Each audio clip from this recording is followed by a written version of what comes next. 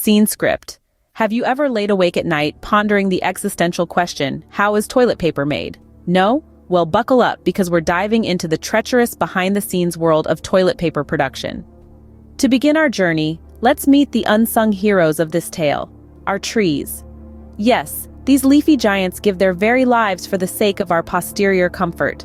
Imagine, if you will, a tree standing tall and proud in the forest, only to be brutally chopped down in the prime of its life. It's a scene straight out of a tree horror movie. These trees, innocent and unassuming, are then mercilessly stripped of their bark, like a sheep shorn of its wool. Next, they're ground into a pulp, which is as distressing as it sounds. It's like the tree version of a smoothie, only without the refreshing taste and nutritional benefits. And that, dear friends, is how our beloved trees meet their untimely demise. But don't despair, their sacrifice is not in vain, for they will soon be reborn as fluffy rolls of toilet paper. Now that we've witnessed the brutal murder of our tree friends, it's time for the resurrection. The pulp gets beaten harder than a piñata at a children's birthday party until it becomes a slushy mixture.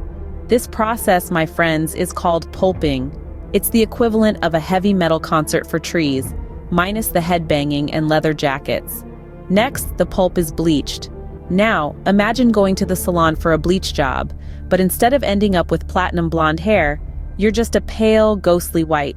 That's what happens to our pulp. It's a makeover from hell, but hey, beauty is pain, right? After a good bleaching, the pulp is drained. Think of it as the worst hangover you've ever had. The pulp is left dehydrated, weak, and a shadow of its former self.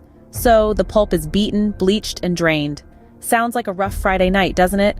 But don't worry, it's all for a greater cause. With the pulp having survived its ordeal, it's now time for the grand finale. The pulp is spread out, dried, and then scraped thin. Kinda like how your patience wears thin when you can't find the end of the roll. Huh, ain't that a hoot? Now imagine the pulp as a shy debutante, finally ready to blossom into a dazzling belle of the ball. Only the ball is your bathroom, and the belle is a roll of toilet paper. It's a strange world we live in, ain't it? So, how does our debutante get ready for her grand entrance? Well, she's first spread out on a big machine, wider than a gator's grin, and then dried faster than a sun-baked lizard. Then she's scraped thinner than a snake's shadow, transforming her into a large, delicate sheet. Next, our belle is cut into smaller squares. Now imagine a barber with a wicked sense of humor, chopping off more than you asked for. That's how our belle feels.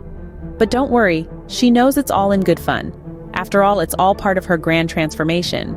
Finally, it's time for our belle to be rolled up. Picture a debutante's first waltz, her graceful pirouette. Only instead of a handsome partner, she's dancing with a machine.